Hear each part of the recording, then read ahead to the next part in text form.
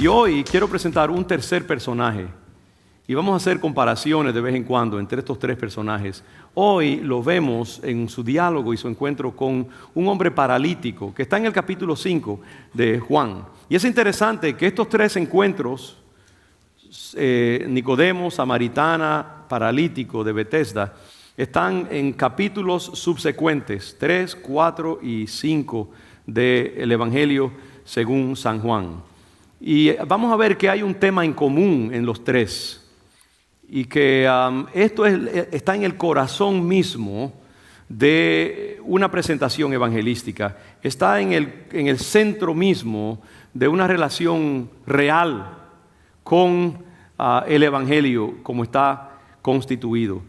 Así que en el capítulo 5, déjeme leer y entonces voy a entrar y voy a tratar de dejar la explicación para el final, porque es un texto tan rico y son como 47 versículos y 47 versículos, es larguísimo. No lo voy a leer todo en interés de brevedad, pero sí hay partes bien importantes. Y lo primero que quiero leer es simplemente el encuentro inicial con Jesús y el paralítico, entre Jesús y el paralítico. Después de estas cosas, versículo 1, había una fiesta de los judíos y subió Jesús a Jerusalén.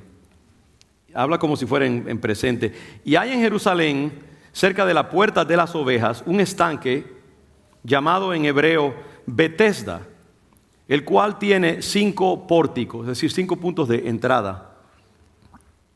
Era como 5 columnas muy hermosas que daban acceso a este estanque. Y en estos pórticos yacía una multitud de enfermos, ciegos, cojos y paralíticos que esperaban el movimiento del agua. Muy interesante ese punto. Porque un ángel, explicación, descendía de tiempo en tiempo al estanque y agitaba el agua. Y el que primero descendía al estanque después del movimiento del agua quedaba sano de cualquier enfermedad que tuviese. Muy extraño esto, ¿no? Algunos pueden decir esto es superstición y es un punto muy raro en la Escritura, esto que está describiendo aquí. Y había allí un hombre que hacía 38 años que estaba enfermo.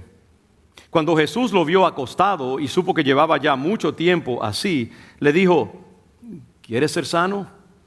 Y él le dijo, ¿a quién no le gusta eso? No, dijo, Señor, le respondió el enfermo, no tengo quien me meta en el estanque cuando se agita el agua. Y entre tanto que yo voy, otro desciende antes que yo. Una explicación de por qué él no ha sido sanado. Él le está diciendo, Señor, claro que sí, quiero ser sanado, pero no puedo porque yo no tengo la fuerza. Hay otros ahí que están listos, se me tiran antes que yo, no tengo nadie que me ayude. Aquí estoy frenado y no puedo recibir sanidad. Y entonces Jesús le dijo, levántate, toma tu lecho y anda. Es una oración, ¿sabes? Mientras más unción, más brevedad hay muchas veces.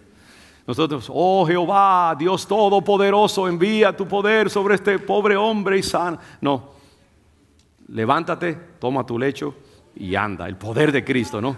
Esa relación íntima que él tenía con el Señor. Nos recuerda Elías orando en los primeros, los falsos profetas todo el día, sajándose, cortándose, clamando, y viene Elías, Señor, envía tu fuego, boom, trabajo hecho, eso es todo. Próximo. Okay. Levántate, toma tu lecho y anda. Y al instante, digan todos, al instante, aquel hombre fue sanado y tomó su lecho y anduvo exactamente como el Señor lo declaró. Y aquí hay una revelación bien importante. Y era día de reposo aquel día. Eso es un detalle que luego vamos a ver, que es muy importante en todo el proceso. Entonces los judíos dijeron a aquel que había sanado, aquel que había sido sanado, es día de reposo, no te es lícito llevar tu lecho. Este hombre va por ahí, chun chun, con su madre ahí al lado, gozoso de haber sido sanado, y lo para un grupo de fariseos estreñidos y le dicen, ¿cómo te atreves tú a caminar con tu lecho? ¿Por qué? Porque es sábado, no se supone que nadie lleve nada en las manos. El sábado era como, ya usted sabe, lo último. Y si usted llevaba un palillo, ya estaba haciendo trabajo y eso era un problema, porque estaba violando la ley de no trabajar el sábado. Estos hombres se fijan en ese detalle y no se fijan en la gran obra que ha sido hecha. ¿no te es lícito llevar tu lecho? Él les respondió, el que me sanó, él mismo me dijo, toma tu lecho y anda. En otras palabras, arréglensela con él. ¿Ok? Miren lo que él hizo, yo hice lo que él me dijo y por eso estoy aquí caminando. Entonces le preguntaron, ¿y quién es el que te dijo, toma tu lecho y anda?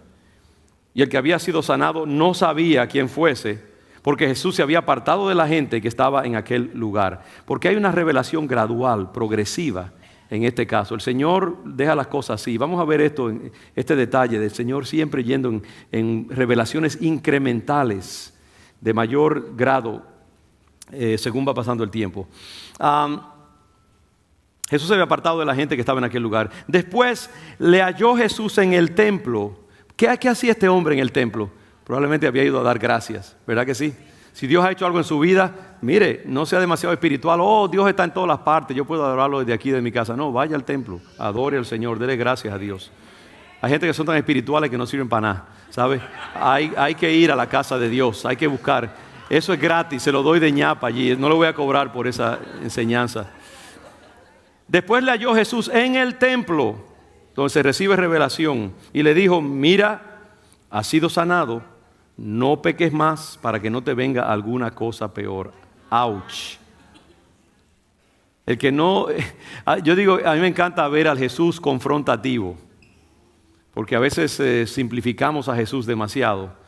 Lo vemos como Jesucito, siempre ahí con una ovejita en la mano, en el brazo, pero no como ese ser también claro, íntegro, firme en sus cosas. Y le dice, mira, tú has sido sanado, ahora vete y no peques más, ¿no?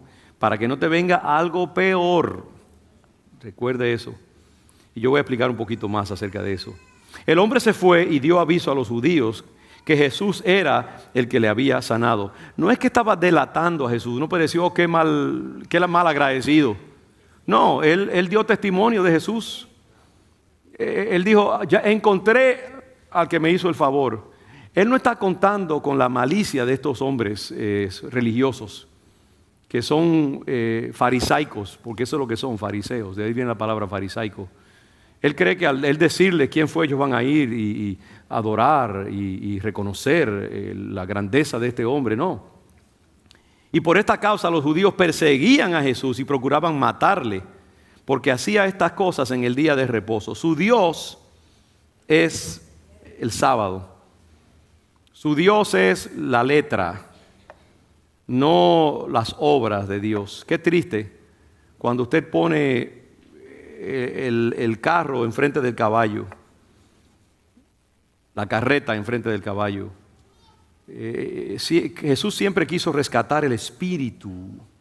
Hermanos, tengamos cuidado de no enamorarnos tanto de la letra y de la ley que nos olvidemos de la misericordia y de la gracia de Dios. Yo diría que la madurez cristiana conlleva una agonía y una lucha muchas veces entre lo que dice la ley y lo que la misericordia de Dios demanda de nosotros. Poder discernir el Espíritu de Dios en una situación, en vez de muchas veces golpear con una palabra cortante a alguien, que puede que sea verdad, pero puede que también haga mucho daño. Y el Espíritu de Cristo muchas veces demanda otra cosa. Y el Señor siempre se rebeló contra aquellos que querían poner la ley desnuda y los mecanismos de la religión por encima de la vida de Dios. Y hay mucho que desempacar, pero no tenemos el tiempo para hacerlo. Pero estos hombres se enconan en que el Señor violó el sábado y no ven la gran obra de liberar a un hombre de 38 años de aflicción y maldición física. Y Jesús les respondió, bueno, mi Padre hasta ahora trabaja y yo trabajo. Los mató ahí. En otras palabras, Dios está siempre sosteniendo el universo, manteniendo la creación. Si el Padre se acostara a dormir en el sábado, ¿qué le pasaría al mundo? Se iría volando por ahí, por el espacio y se chocaría contra una estrella y se consumiría. Gracias a Dios que el Padre siempre mantiene el universo funcionando. Amén. Gracias a Dios que el Padre siempre nos mantiene en su mirada, a nosotros también. Siempre está trabajando. Su gracia siempre está manifestándose en el universo. Y Jesús dice, hey, si mi papá trabaja todo el tiempo, yo también voy a trabajar, sobre todo haciendo las obras de mi Dios. Como cuando vinieron sus padres, que cuando él era niño, y lo encontraron hablando con los doctores de la ley. Y le dice, pero hijo, ¿cómo tú te atreves a hacernos eso? Nos dejaste, nos tienes preocupados. Y él dijo, miren, papá y mamá, yo necesito estar en los asuntos de mi padre. Qué bueno es cuando uno toma en serio, hermanos, la obra y la vida del Evangelio. Y el trabajo de uno y el deleite de uno es servir al Señor. Yo les digo, hermanos, enamorémonos de nuevo de Jesucristo. Hermanos, vamos a repudiar, vamos a renunciar a la religión dominguera. Ya veo a algunos que se pararon y se están yendo por la puerta. Hermanos, vamos a vivir una vida cristiana 24 horas, 7 días a la semana. Amén.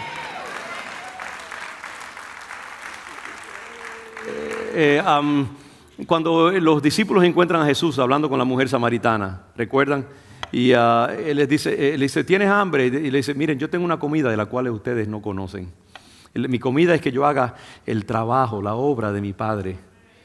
Óigame, ¿cuántos de nosotros podríamos beneficiarnos de esa filosofía? Si nuestra vida, nuestro placer fuera servir al Señor. Yo les pongo un reto ahora mismo. Tome una hora de esas horas durante la semana que usted usa bembeteando en el teléfono o viendo televisión o leyendo la última noticia del desastre que hizo Trump con alguien o lo que sea, y en Google ahí viendo, o en Facebook pendenciando la vida de todos los demás, que es falsa de todas maneras y no es verdad. Y dedíquesela a leer la palabra de Dios. Dedíquesela a la oración. Dedíquese a la intercesión. Hermanos, ¿puedo retarlos a hacer eso? 1 hora. Comience 1 hora. Y yo creo que su vida va a ser cambiada. Dedíquele 1 hora al Señor. Ayune por 1 hora. De lo que sea. Y dedíquesela a buscar más de Dios. Y usted verá que su vida va a ser transformada. Estoy profetizando ahora, por si acaso. Hasta ahora mi padre trabaja y yo trabajo. Y por esto los judíos aún más procuraban matarle. Qué siniestra la intención de esta gente. Porque no solo quebrantaba el día de reposo, sino que también decía que Dios era su propio Padre, haciéndose igual a Dios. Haciéndose igual a Dios. Ahí hay algo que no puedo, me voy a anticipar. Y es el hecho de que ellos entendían lo que Jesús estaba haciendo. Hay muchas religiones por allí que dicen, no, Jesús no es Dios, es una creación de Dios, es esto, es lo otro.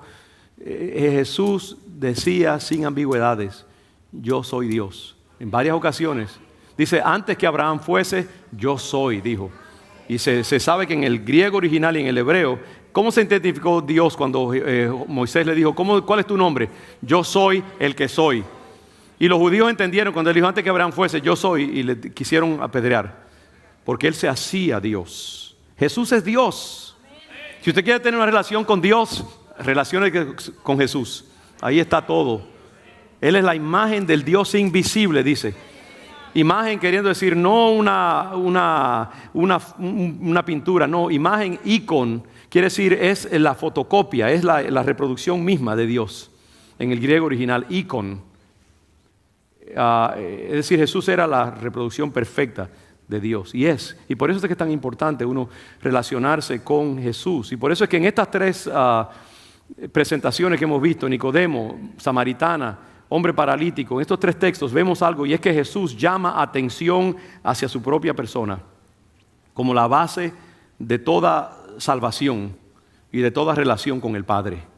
Y nosotros tenemos que hacer lo mismo cuando presentamos el Evangelio a alguien. Es a Jesús a quien tenemos que presentar, pero quiero insistir más en eso más adelante. Déjenme volver a mis notas acá.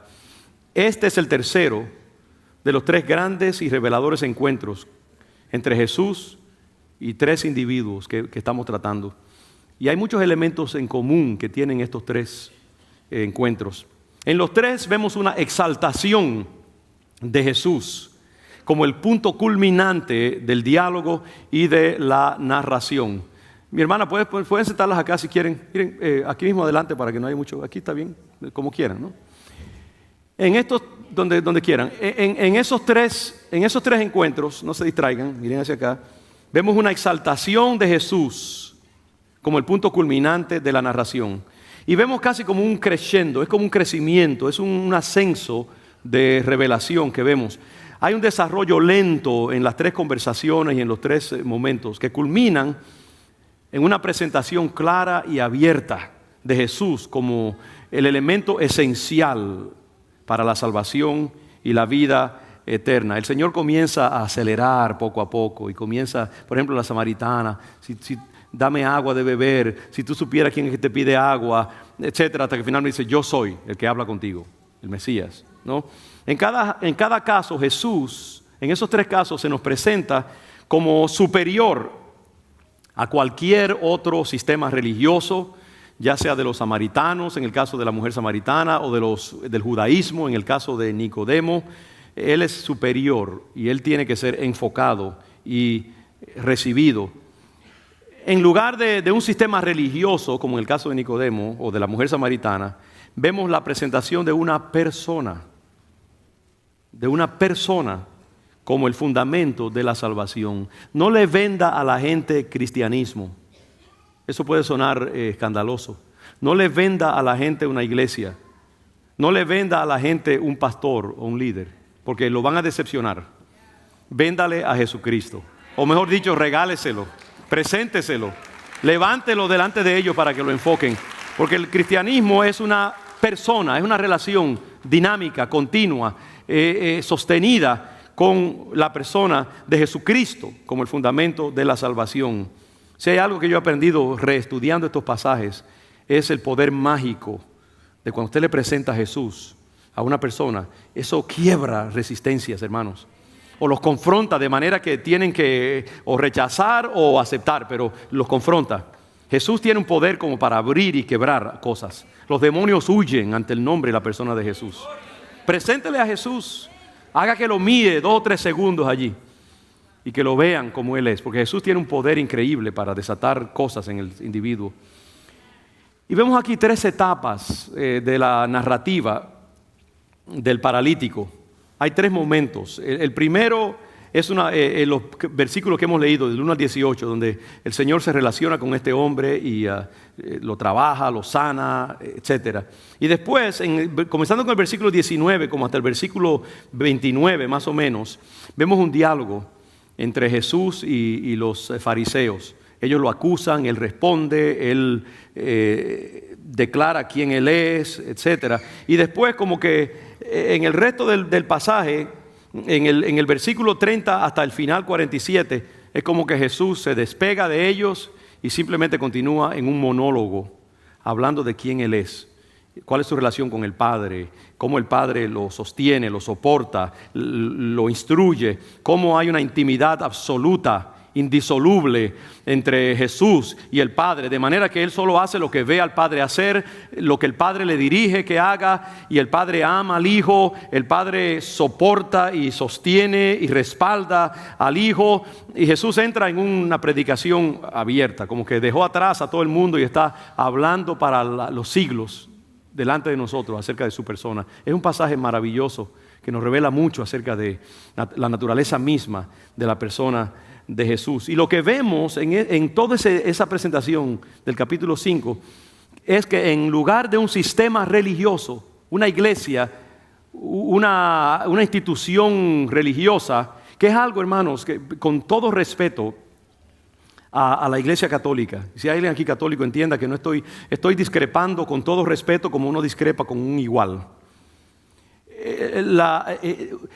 El centro de la enseñanza de la iglesia católica es que la iglesia es tu madre, ¿sí? Y la iglesia te cubre, y que tu relación es con la iglesia. Y ese es el centro. Y si tú te apartas de la iglesia, te apartaste como de Dios prácticamente, ¿sí o no? ¿Le estoy haciendo justicia o no? Eso es lo que dicen. Hermanos, eso no podría estar más lejos de la realidad bíblica y de Jesús. Porque lo que vemos es que Jesús, una y otra vez, en el caso de Nicodemo, la samaritana, está diciendo, no es un sistema, no es una religión, es yo, mi persona, una relación conmigo.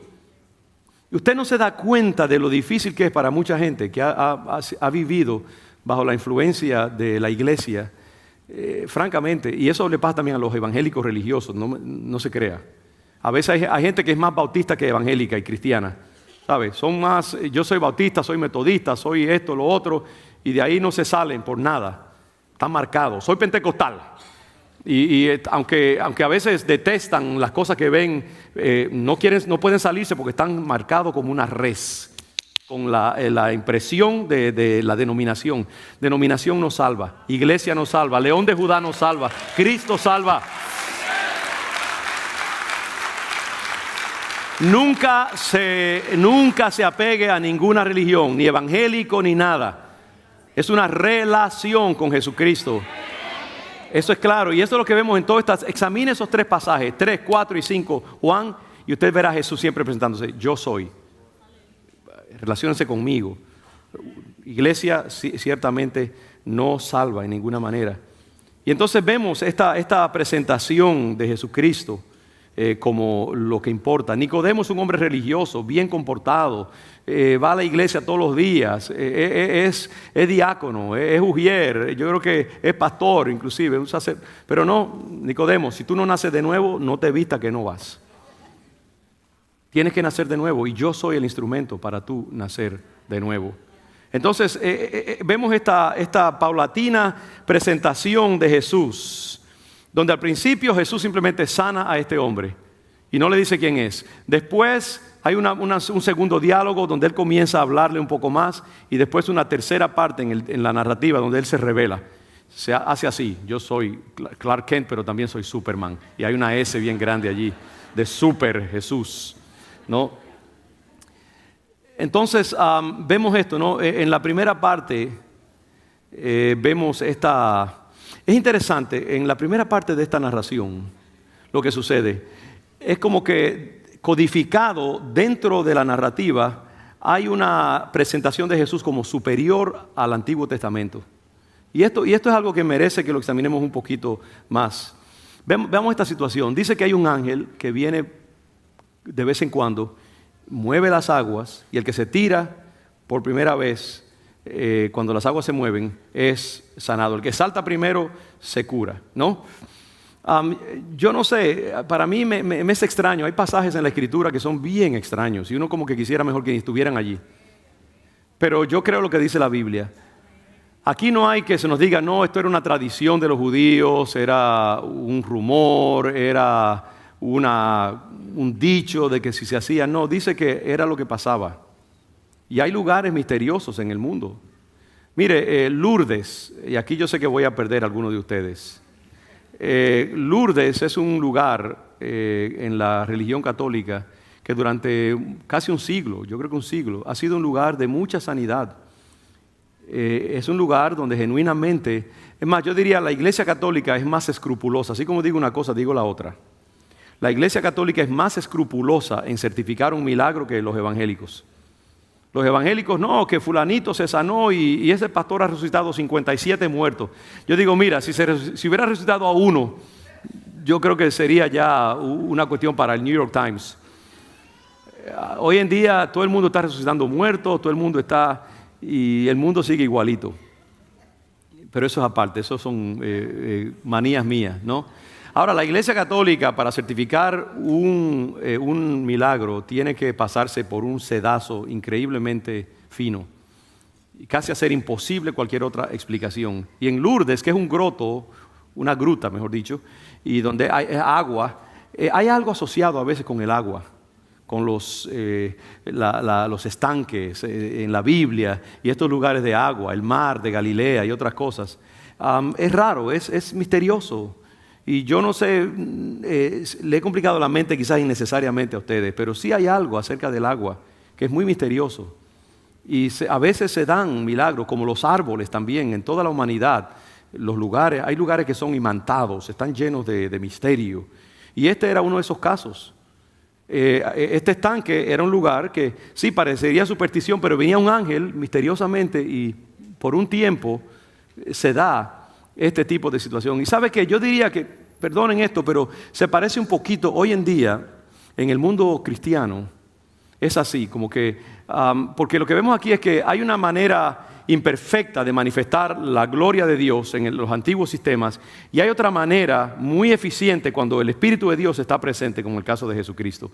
En este caso vemos algo, y es que ese sistema de sanidad que este hombre está buscando sanarse a través de él, nos recuerda mucho del Antiguo Testamento versus el Nuevo Testamento y la nueva orden, el nuevo orden que Jesucristo representa. ¿Cómo veo yo esto? Vamos a ver lo siguiente. Este sistema de sanidad en el cual opera este hombre, y de nuevo piensen en esto, yo estoy aquí como un abogado montando un caso. Vamos a ver después que toda la controversia del capítulo 5 es Jesús versus Moisés, Jesús versus el Antiguo Testamento, Jesús versus la antigua revelación de los judíos, y Jesús como superior a todo lo que ha venido antes de él. Entonces vemos esto, este sistema de sanidad que se da aquí en Bethesda es un sistema como el Antiguo Testamento, es un sistema imperfecto, ineficiente. Una sola persona de vez en cuando se sana, de multitudes y multitudes que hay. Si una persona ve el agua moverse o la escucha, se tira, se sana, no importa que sea quien sea. Es un sistema muy ineficiente, como lo era el Antiguo Testamento. La Biblia dice bien claro que el Antiguo Testamento era simplemente un aguante hasta que viniera la perfecta revelación a través de Jesucristo. Eso es un sistema injusto, porque solamente el que puede tirarse al agua primero competitivamente se sana. Y así mismo en el sistema judaico, solamente la gente bien educada, que conocía la ley, que podía ir al templo, que podía producir un sacrificio costoso muchas veces. Los pobres no figuraban en el judaísmo. El judaísmo había sido monopolizado por un grupo de especialistas en la ley, y toda esa multitud de gente normal, común y corriente, pobres, no educados, los fariseos no les importaba, la samaritana no le importaba a la gente de la ley. Ellos les importaban sus ritos, su perfección artificial. ¿Y sabe por qué las multitudes seguían a Jesús? Porque Jesús los validaba a ellos. Amaba al pobre, amaba al pequeño, amaba a los descuidados, amaba a los ignorados por la religión, y por eso se iban detrás de ellos, y por eso los fariseos envidiaban y odiaban a Jesús. Porque Cristo valida todo ser humano, la vida de Dios está en cada ser humano, y Cristo ama al pobre, al ignorante, al débil, al pecador, a todos. Mientras que aquí vemos que solamente los fuertes, los que podían lanzarse al agua rápidamente, esos eran los que se sanaban, como en el judaísmo. Es un sistema de obras también, porque este hombre tenía que él tirarse al agua él mismo. Él tenía que hacerlo, como en el sistema de la ley. Usted tenía que ganarse su propia salvación por obra, ¿sí o no? Usted tenía que ser prácticamente perfecto. Usted tenía que ir a la sinagoga o al templo y llevar sacrificios y esto y lo otro. Era un trabajo, era trabajo. Como la salvación que este hombre buscaba, la sanidad que él buscaba, era por su trabajo, su capacidad para él tirarse al agua en el momento preciso. Y era algo de chance, de si pasaba, pasaba, si no, no. Vamos a ver cómo es en Cristo Jesús. Otra cosa, que no hay gracia en este sistema. Es todo. Si tú puedes pagar el precio, tú te sanas. Si te puedes tirar al agua, recibes sanidad. Si no puedes, too bad. Eso es problema tuyo. No hay gracia en ¿no? Este hombre paralítico no tiene amigos que lo ayuden. Es decir, no hay gracia presente, no hay amistad, no hay amor, no hay misericordia. Él está solo, bandéatela como puedas, ¿no? Es un sistema completamente imperfecto, como lo es el judaísmo. Pero ¿qué pasa? Ahora vemos a Jesús que entra en el escenario. Y todo cambia cuando Jesús llega al escenario. Jesús toma la iniciativa, se acerca a ese hombre. Este hombre no tiene que tirarse al agua y sudar buscando, no. Jesús viene generosa, tiernamente, y le pregunta: hey, hola, ¿cómo estás? Y en su mente Jesús dice: yo sé que tú tienes 38 años ahí, tirado en tu parálisis. ¿Te gustaría ser sano? Óigame, qué misericordia. El Señor toma la iniciativa. En el Evangelio Cristo toma la iniciativa, ¿sí o no? Él vino, dice, cuando estábamos sumidos en nuestros pecados y maldades, Cristo murió por nosotros. Dios tomó la iniciativa, dio a su Hijo, vino al mundo cuando el mundo no lo estaba buscando. El Señor siempre toma la iniciativa en tu vida y Él siempre se ofrece delante de ti. Vemos a Jesús iniciándose en símbolo de ese nuevo sistema de gracia. Segundo lugar, todo lo que este hombre tiene que hacer para ser sanado es decir: quiero ser sano. abrir su boca. ¿Por qué el Señor le pregunta, ¿quieres ser sano? El Señor sabe que sí, que quiere ser sanado. Pero Dios siempre espera una participación nuestra. Cuando este hombre escucha lo que Jesús le dice, dice, claro que sí, yo quiero ser sanado. Tú tienes que hacer algo. La gente dice, bueno, si Dios viene y me toca, pues yo entonces acepto a Cristo. No, manganzón, tú tienes que aceptar a Jesús. Tienes que decirle, Él ya hizo todo lo que Él podía. Ahora tú tienes que hacer algo para entrar en una relación con Jesucristo.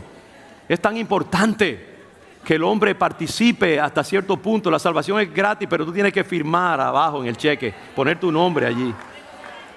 Por eso es que el Señor siempre busca una confesión, una participación, un depósito de nuestra parte. Tiene que haber algo que si crees con tu corazón, confiesas con tu boca que Jesucristo es el Señor, serás salvo, ¿no? Hay que confesar, hay que declarar. Y este hombre, en el sistema divino de salvación y de sanidad, hay que confesar. Otra cosa es que no hay obras involucradas. Este hombre no tiene que tirarse al agua, no tiene que contorsionarse, ser el primero. No, ¿quieres ser sano? Sí, quiero ser sano. Pues levántate, toma tu lecho y anda. Qué maravilloso es el Señor, ¿no? Cuando es gracia, gracia, gracia. No hay obras, no hay esfuerzo.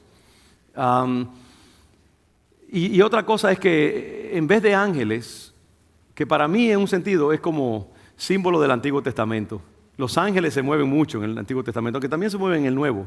Pero en un sentido, la mediación de un ángel comparada con la mediación perfecta de Jesucristo. ¿Usted ve la diferencia? En el Antiguo Testamento tenemos aproximaciones, tenemos instrumentos parciales e imperfectos, como el templo, el santuario, el velo, el lugar santísimo. Son aproximaciones simbólicas de la realidad. Pero como dice la Biblia, que nosotros podemos acercarnos directamente al trono de la gracia de Dios. Ya no es un símbolo, ya no es un intermediario. Nosotros podemos acercarnos confiadamente ante la presencia de Dios para recibir el oportuno socorro que necesitamos. Dice la Biblia que nosotros estamos sentados a la diestra de Dios Padre juntamente con Jesucristo. Aunque usted no lo vea, pero es algo efectivo, es algo real. Usted no necesita ángeles, usted no necesita intermediarios, secundarios. Cristo mismo le lleva ante la presencia del Padre Celestial. Muy diferente, ¿no? Y ese trabajo de gracia es directo, totalmente efectivo. Pablo dice que la ley no puede sanar la conciencia. La gente siempre se siente culpable, la gente siempre se siente deudora, inmerecedora, siempre está acosada por el hecho de que no está cumpliendo con todo lo que se requiere. Pero en Cristo Jesús nosotros podemos tener una conciencia tranquila, porque no somos nosotros, sino Cristo el que hace la obra a través de nosotros, ¿no? Aquí vemos algo que el Señor le dice al paralítico: levántate, toma tu lecho, anda y pasa. Es efectivo, es total, es fulminante, es claro, muy diferente. Entonces usted ve la diferencia, el sistema antiguo y el sistema nuevo. Esto no sería tan claro si no viéramos después el diálogo confrontativo que se da entre Jesús y los fariseos, porque allí sí vemos claramente la oposición desnuda entre lo que Cristo representa y lo que estos hombres farisaicos representan, ¿no? Cuando Jesús le dice a este hombre: levántate, toma tu lecho y anda, en el sábado, ustedes vieron como aquí dice, y era el día sábado, el día de reposo. Lo que Juan está haciendo claro es que cuando el Señor le dice eso, está levantando un enjambre de avispas enseguida. Porque le está diciendo a este hombre: no te preocupes, es sábado, pero yo he hecho algo mayor que el sábado. Aquí hay alguien mayor que el sábado, que me llamo yo. Y el que no le guste, que venga y se las vea conmigo. No, Él está diciéndole: toma tu lecho, la gracia ha invadido tu vida, no vivas ahora por obras muertas. Entonces hay una confrontación directa entre Jesús y los representantes de ese antiguo sistema del Antiguo Testamento. Entonces los judíos encuentran a este hombre caminando, liberado, con todos sus amarres antiguos sueltos, y le preguntan: oye, pero ¿cómo tú te atreves a caminar con esa estera, esa cama? Era un rollo, ¿sabes? Era un matre, no sé cómo se dice. ¿Cómo? Un catre. No era ni siquiera un catre, era un colchoncito chiquito. de eso que usan para hacer yoga y todo ese tipo de cosas. No, era algo así, una cosita de hierba allí. Y él lo enrolló y Chun Chun iba caminando por la calle con su matrecito allí, libre. Eso era todo.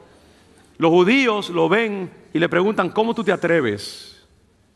En realidad este hombre es como un símbolo de la liberación que ahora hay en Cristo Jesús. Es un símbolo de la nueva dispensación de la gracia en Jesucristo. Y claro, cuando la gente ve a una persona libre en Cristo y están atados ellos, se sienten amenazados.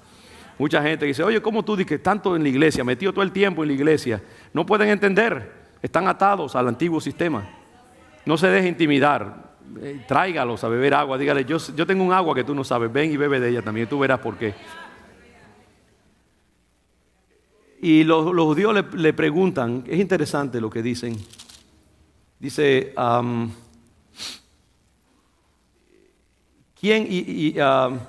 entonces le preguntaron, ¿quién es el que te dijo, toma tu lecho y anda? En la otra traducción es más claro. Dice, ¿quién es el hombre? ¿Quién es el tipo? La persona que te dijo que tomaras tu lecho y anda. No entienden a Jesús. Y este hombre les responde con una lógica tan perfecta. Él dice, mira, el que me sanó me dijo que andara con mi lecho y yo hice lo que él me dijo. La diferencia de la impenetrabilidad de la mente de estos fariseos y la lógica sencilla y clara de este hombre. Mira, si él hizo este milagro tan grande, él sabrá lo que hace. Yo simplemente hice lo que él me dijo. Entonces vemos después que este hombre encuentra a Jesús en el templo y el Señor se le acerca. A mí me hubiera encantado ver esa escena. El que ha sanado a este hombre, ahora lo encuentra allí y se acerca a él. Dice, hola, ¿cómo te va? Hey, perfectamente, mira cómo estoy. Comienza a saltar allí, a hacer calisténicas. Y él le dice, ¿sabes qué? Ten cuidado. No sigas pecando para que no te venga una cosa peor. Hermanos, no podemos escapar ese momento, por más que uno quiera. Porque la iglesia de Jesucristo muchas veces en su deseo de ganar gente les vende un evangelio barato a la gente. Un evangelio solo de gracia barata. Y yo veo algo interesante en los tres casos aquí. Y es que el Señor, antes de liberar, afirmar, bendecir, primero les aclara algunas cosas a la gente. Y de nuevo, yo no creo que uno tiene que ser farisaico, ni santurrón, ni legalista, para dejarle a saber a la gente que el evangelio es demandante. Si usted quiere beneficiarse plenamente de la vida cristiana, mi hermano, hay algo que usted tiene que hacer. La salvación es gratis en un sentido, y no es gratis nada porque le costó a Cristo su vida y todo. Pero yo creo que el gozo de la vida cristiana, el provecho de la vida cristiana, los beneficios más profundos de la vida cristiana, la revelación secreta de Dios es reservada para aquellos que buscan con ahínco la presencia de Dios en sus vidas. La gente que está buscando la intimidad, que como Moisés le dicen, Señor, yo quiero ver tu rostro. Si he hallado gracia, quiero ver tu rostro. ¿Cuántos de nosotros aquí en esta tarde sentimos esa hambre y esa sed de Dios? ¿Cuántos podemos decir como el salmista, como el siervo brama por las corrientes de las aguas? Así clama por ti, oh Dios, el alma mía. Mi alma tiene sed de Dios, del Dios vivo. ¿Cuándo vendré y me presentaré delante de la casa de Dios? Fueron mis lágrimas, mi pan de día y de noche. ¿Cuántos de nosotros tenemos esa hambre de conocer a Dios? La mayoría de nosotros nos conformamos con ponchar la tarjeta. Es decir, ¿sabe que ya yo tengo mi pasaporte, yo me voy para el cielo? Ahora aquí le voy a dar al Señor una milaña, lo mínimo que yo pueda. Voy a negociar con Él. Padre, ¿cuál es lo mínimo que yo tengo que pagar para entrar al cielo? Para poder hacer todo lo que nos dé la gana. ¿Te entiendes? Y abusamos de la gracia de Dios. Siempre estamos dando tarjetazos espirituales. Siempre viviendo por crédito. Y decimos, bueno, esta escapadita me la voy a dar hoy. Como decía un pastor allá en Melesio, Señor, tú sabes que tu siervo necesita un relojito. Es una larga historia ahí de nosotros. Y nos damos una escapada. Señor, tú sabes que yo soy débil y que necesito unas vacaciones. Y no podemos disfrutar plenamente de la vida. Y por eso que yo les digo, hermano, no es que uno sea legalista, es que el ejemplo de Jesucristo es que antes de Él bendecir completamente una vida, tiene que leerles cuáles son los requisitos del Evangelio y de la vida cristiana. En el caso de la samaritana le dijo, sí, mira, antes de que tú ahora me sirvas y hagas esto y lo otro, ve y busca a tu marido. ¿Marido? Yo no tengo marido. Claro que no, si tienes 6 maridos y ninguno es tu marido. En el caso de Nicodemo, Señor, sabemos que tú eres una gente maravillosa, tú eres un gran maestro. Nicodemo, cállate. Si tú no naces de nuevo, no te evita que no vas. Y en el caso de este hombre, el Señor le dice, mira, no sigas pecando. Evidentemente el Señor había tenido una revelación. No es que toda enfermedad se deba a pecado, entiéndeme. No es que si tú estás luchando con una enfermedad o tuviste un accidente o lo que sea, eso es porque estoy en pecado. Pero tampoco te quiero decir, no descuides las relaciones. Pablo en un pasaje, creo que es en 1 Corintios 12, habla de que muchos están en pecado y hasta duermen, están enfermos y duermen. El pecado muchas veces, hermano, te debilita delante de Dios. El pecado impide que la gracia del Señor se manifieste plenamente en tu vida. El pecado te quita efectividad. Es como un escape de presión en un motor. No vas a correr con la misma velocidad. Si no hay tensión en la vida cristiana, hermanos, no hay efectividad. Eso es así. Si no hay lucha, si no hay agonía con el yo, si no hay un deseo de hacer la voluntad del Señor, es que hay que sacrificar, hay que morir, hay que entregar. Y él le dice a este hombre, mira, Dios ha hecho una obra preciosa en tu vida. Cuando se te pase el susto, no vuelvas a hacer lo mismo que tú hacías antes. Porque muchas veces es así, Dios nos bendice, nos sana y después entonces decimos, bueno, ya llevo 3 años, Señor, portándome de lo más bien, ahora voy a cogerme un sabático, 3 mesecitos aunque sea, ¿no? Aunque sea una inyeccioncita una vez, una escapadita por allí, un traguito más, eso no importa. Y volvemos y nos olvidamos de dónde Dios nos sacó. Y el Señor dice continuamente, recuerda de dónde saliste. No te juegues con Dios. Porque es lo que pasa acá, ¿no? Él le dice, mira, para que no te suceda algo peor. El Señor en un caso le dice en una parábola, cuidado, cuando el demonio es sacado de una persona y ahora entra en el orden de Dios y su casa está bien arreglada y bonita y en orden y todo está resuelto, el demonio que ha sido sacado de esa persona anda por allí en lugares secos y desiertos y estériles, porque a los demonios les gusta la compañía humana. Y anda por allí desesperado, buscando otra vez. Y vuelve y se tropieza con la persona que antes ocupaba. Y dice, wow, mira qué bonita está la casa, bien arreglada. Las ventanas están pintadas, el piso nuevo, todo limpio y en orden. Y dice, wow, para acá vengo yo. Y busca 7 amigos más. Y dice que la situación postrera de la persona viene a ser peor que la primera. Entonces, hermanos, cuando Dios nos ha limpiado, cuando Dios ha hecho una obra, el Evangelio es serio, en otras palabras, hermanos. Yo tiemblo cuando predico estas cosas. Porque la verdad es que es serio, para mí es serio y para usted es serio también. Pero yo quiero decir, Dios nos está llamando a una nueva etapa de vida como congregación. La iglesia que yo vi esta tarde adorando al Señor, al final del tiempo de adoración, es una aproximación de lo que Dios quiere para esta iglesia. Si esta iglesia se pone las pilas, va a ser una explosión nuclear. Si nos consagramos, nos limpiamos, nos circuncidamos espiritualmente, Dios va a hacer algo extraordinario en esta congregación. Es tiempo de santificarnos, es tiempo de ser cuidadosos con la unción y la bendición que Dios ha puesto en nuestras manos. Y por eso el Señor le dice a este hombre, cuidado, vete, no peques más, ahora protege la bendición que has recibido. Y al final, ya voy aterrizando y si quieren venir por acá, Omar, hay tanto material en este pasaje, hermanos, tanta cosa bella que hay en él. En este diálogo que vemos entre Jesús y los fariseos, de nuevo vemos una presentación clara de lo excepcional y lo único de su persona. Y aquí hay algunos de los versículos más sublimes de toda la Escritura acerca de la persona de Jesús. Y eso es lo que yo quiero dejar en su corazón esta tarde. Si algo no he cumplido, quisiera que usted se llevara esto. En el versículo Vamos al versículo 20. Déjame ver, Tito.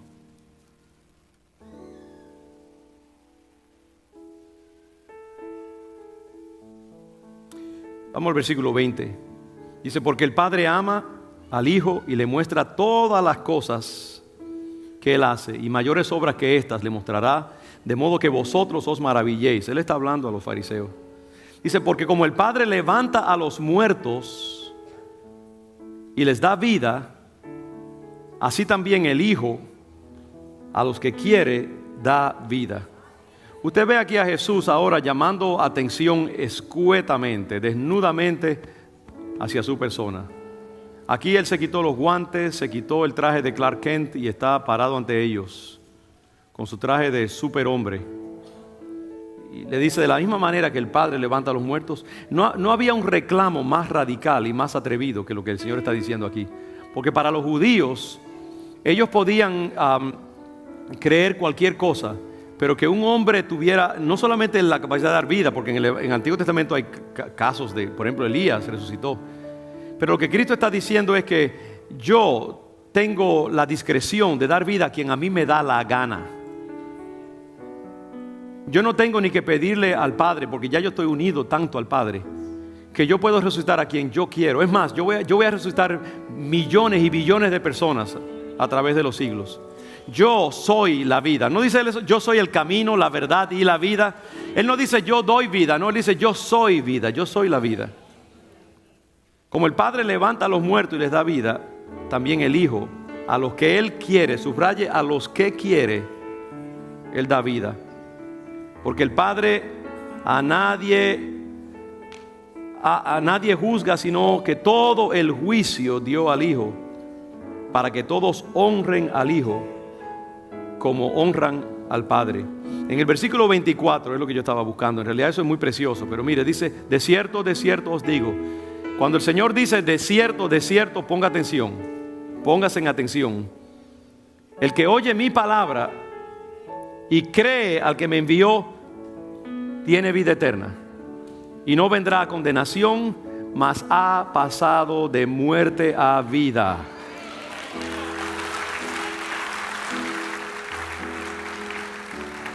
Y yo compartí esta verdad esta mañana con los hermanos y trato de explicarlo sucintamente. Y es esta idea. Sabe que si usted no tiene a Jesucristo, usted está efectivamente muerto. Mucha gente piensa como que aceptar a Cristo es una cuestión opcional y es como que pasar de vida mediocre a una vida mejor. Y yo quizás yo he predicado eso en algún momento. Se me ha hecho bien claro una cosa, es que el que no tiene a Jesús en su vida, en su corazón, legalmente, efectivamente está muerto delante de Dios. La única persona que está viva delante del Padre es la persona que tiene a Jesucristo en su vida y en su corazón. Esta idea de estar escritos en el libro de la vida, eso quiere decir que el Señor tiene un inmenso gavetero con folders, con casos de las personas que están escritos en el libro. Hay un gavetero de vivos y hay un gavetero de muertos. El Señor nunca se preocupa por los muertos, o en un sentido, sí se preocupa, pero déjeme explicar lo que quiero decir. Usted sin Cristo simplemente no figura en el plan de vida de Dios. Dios le da vida solamente si usted entra en una relación personal con Jesucristo. Y entonces usted pasa de ser un muerto en vida a ser un vivo verdaderamente. Y esto que yo le decía, hay mucha gente que se ofende del hecho de que sin Cristo uno se va al infierno, a la perdición eterna. Y dicen, pero ¿cómo Dios puede mandar a una persona a la muerte eterna? Hermano, lo que dice aquí claramente es que Dios no manda a nadie a la muerte eterna. La persona ya está en la muerte eterna. La intervención divina es cuando Dios le da vida a una persona, y eso Él tiene derecho a hacerlo. Solamente Él ha establecido un plan a través de Jesucristo. No culpe a Dios. Dios ha provisto una manera de que usted pase de muerte a vida, y eso es a través de Jesús. Si usted no lo acepta, entonces lo que dice la palabra una y otra vez, la culpa es suya, la condenación usted se la ha echado encima. Pero qué fácil es aceptar a Cristo, qué fácil es entrar en la lista de los vivos, haciendo su pacto, haciendo su relación con Jesucristo. Dice: el que oye mi palabra y cree al que me envió tiene vida eterna y no vendrá a condenación, mas ha pasado de muerte a vida. Mis hermanos, recuerden esto una y otra vez. La doctrina del infierno se me ha hecho tan clara últimamente que hasta cierto punto yo creo que yo la he hasta rescatado en mi conciencia. Porque muchas veces nuestra sofisticación intelectual nos invita como a minimizar esa doctrina del infierno. Y hoy en día en el mundo cristiano el infierno es como esas letras que están en la computadora, que están como grises, no están activadas. Y usted no puede hacer nada con ellas porque no son parte del programa en ese momento. Y nosotros tenemos así, en nuestras computadoras evangélicas, en muchos de nosotros, dice infierno, pero está en gris. Usted no puede oprimir esa área porque como que está simplemente implícita allí. Los que saben de computadora, me imagino que saben lo que estoy diciendo. ¿Ok?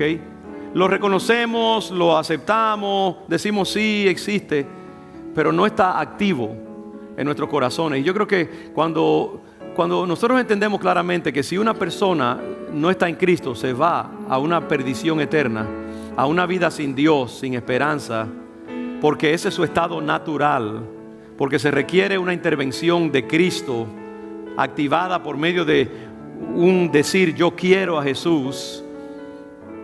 Y si eso no es algo muy fuerte en nuestra vida, no va a haber urgencia en la predicación del Evangelio.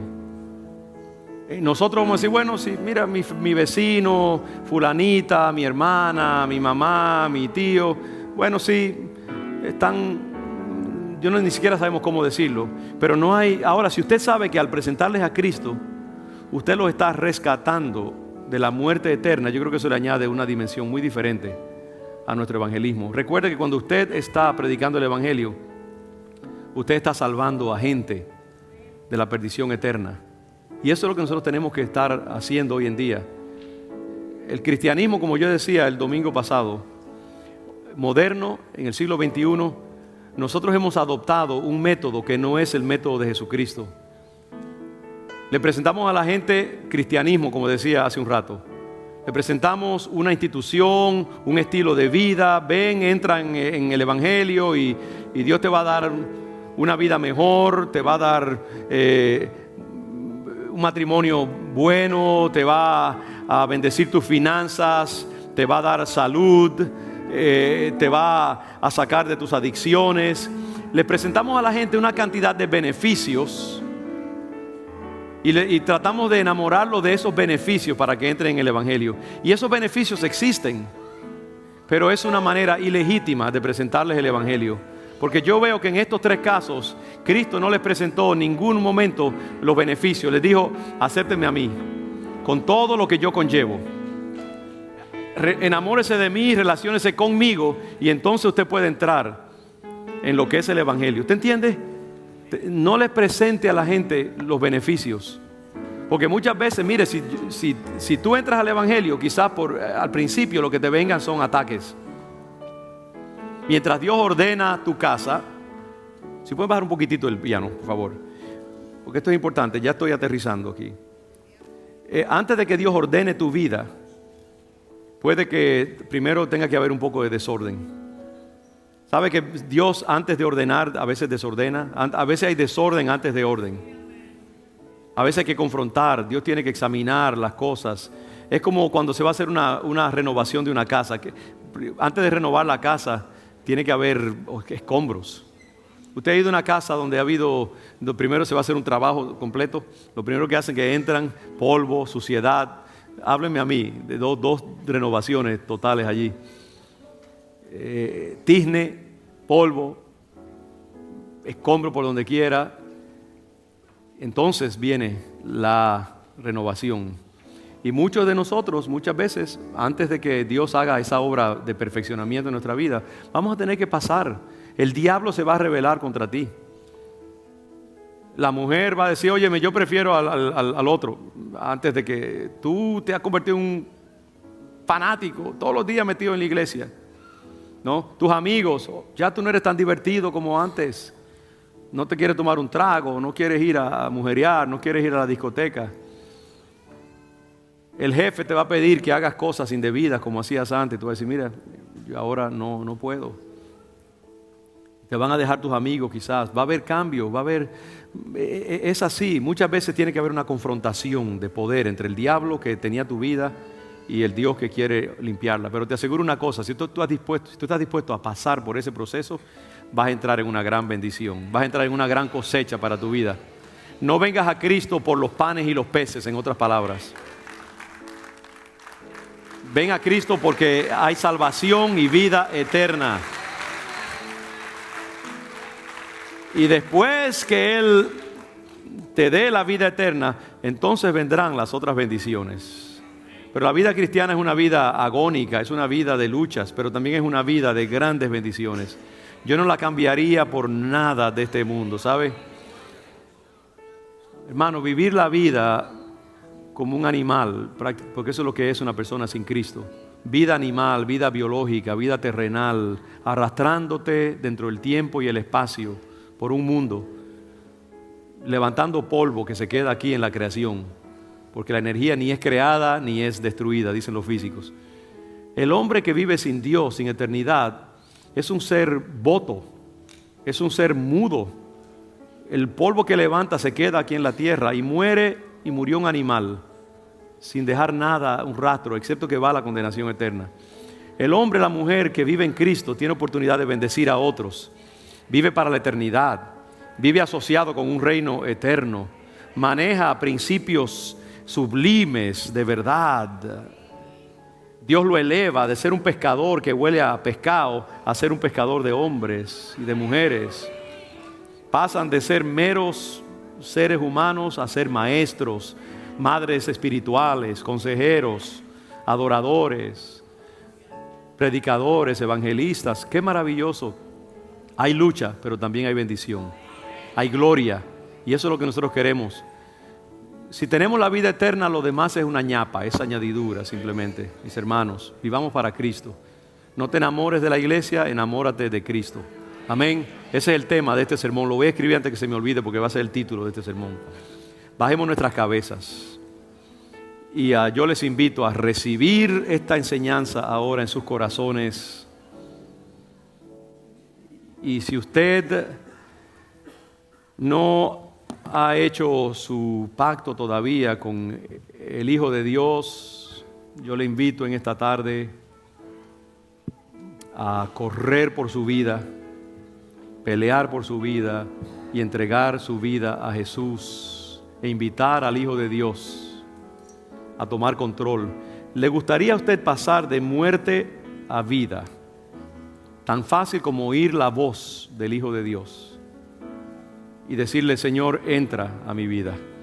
Yo estoy a la puerta, llamo, si alguno escucha mi voz y abre la puerta, yo entraré, cenaré con ella, con él y él, ella conmigo. Tan sencillo como eso. Quiero invitar a cualquier persona en esta tarde que no ha dicho sí a la voz de Cristo, que lo haga en esta tarde. Habrá alguien que quiera que oremos por ti en esta tarde. Voy a dar un momento allí para que usted lo piense bien y lo invito en el nombre del Señor. Rompa el cerco en su vida, invite al Hijo de Dios a entrar a su vida. ¿Habrá alguien que quiera entregar su vida al Señor en esta tarde?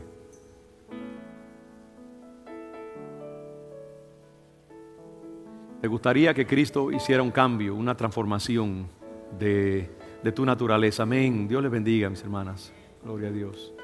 ¿Alguien más? El Señor se ofrece.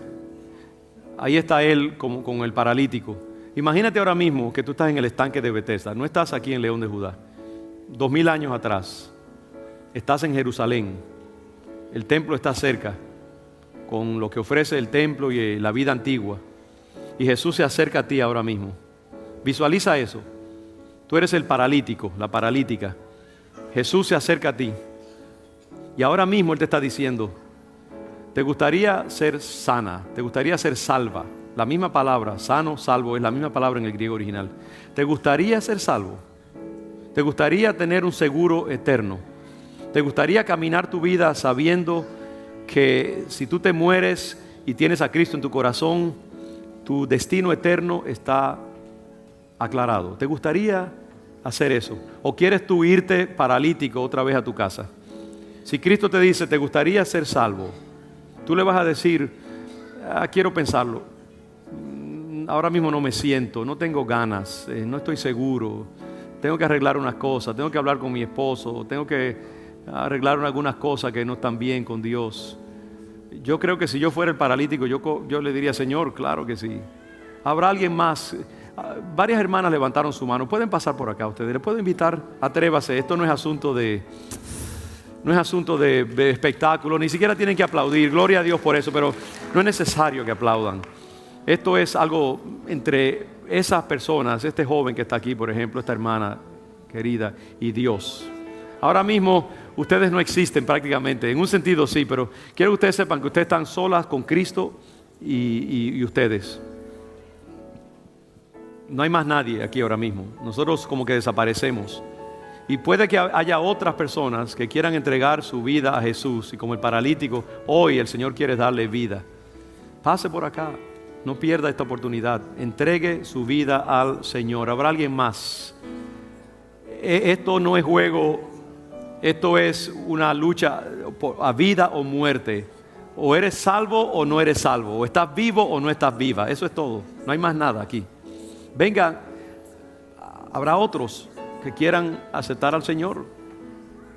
Si usted está arriba, le vamos a esperar. Venga por acá. Mantengan sus cabezas bajadas un momento y oren. Quizás el Señor quiera todavía traer a alguien más al conocimiento de Jesucristo.